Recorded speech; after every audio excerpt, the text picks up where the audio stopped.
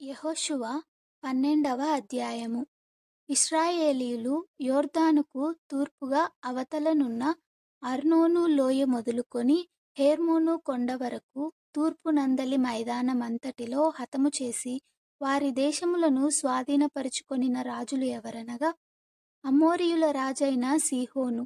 అతడు హెష్బోనులో నివసించి అర్నోను ఏటి తీరమునందలి అరోయేరు నుండి అనగా ఆ ఏటి లోయ నడుమ నుండి గిలాదు అర్ధభాగమును, అమ్మోనీయులకు సరిహద్దుగానున్న యబ్బోకు ఏటి లోయ వరకును, తూర్పు దిక్కున కెన్నెరోతు సముద్రము వరకును, తూర్పు దిక్కున బెత్యేషీమోతు మార్గమున ఉప్పు సముద్రముగానున్న అరాబా సముద్రము వరకును, దక్షిణ దిక్కున పిస్గా కొండ చరియల దిగువనున్న మైదానము వరకును ఏలినవాడు. ఇశ్రాయేలీయులు బాషాను రాజైన ఓగు దేశమును పట్టుకొనిరి. అతడు రెఫాయీయుల శేషములో ఒకడు.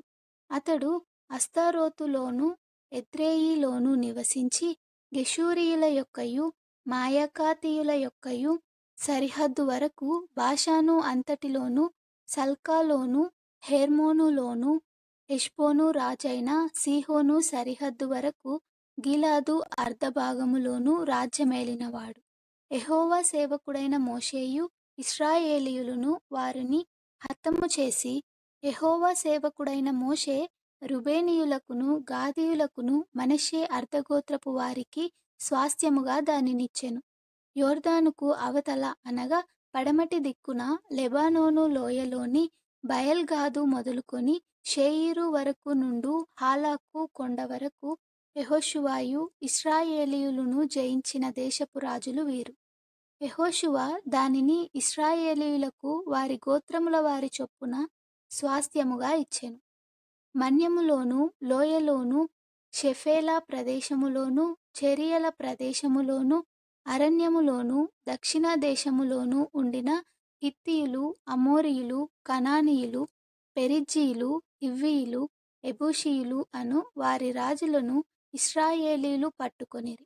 వారెవరనగా యెరికో రాజు, బేతేలు నొద్దనున్న హాయి రాజు, యెరూషలేము రాజు, హెబ్రోను రాజు, యార్మూతు రాజు, లాకీషు రాజు, ఎగ్లోను రాజు, గేజెరు రాజు, దెబీరు రాజు, గెదెరు రాజు, హోర్మా రాజు, ఆరాదు రాజు, లిబ్నా రాజు, అదుల్లాము రాజు, మక్కేదా రాజు, బేతేలు రాజు, తప్పూయ రాజు, హేపెరు రాజు, ఆఫెకు రాజు, లషారోను రాజు, మాదోను రాజు, హాసోరు రాజు, సిమ్రోన్మెరోను రాజు, ఆక్షాపు రాజు, తానాకు రాజు, మెగిద్దో రాజు, కేదెషు రాజు, కర్మెలులో యెక్నెయాము రాజు, దోరు మెట్టలలో దోరు రాజు, గిల్గాలులోని గోయీయుల రాజు, తిర్సా రాజు.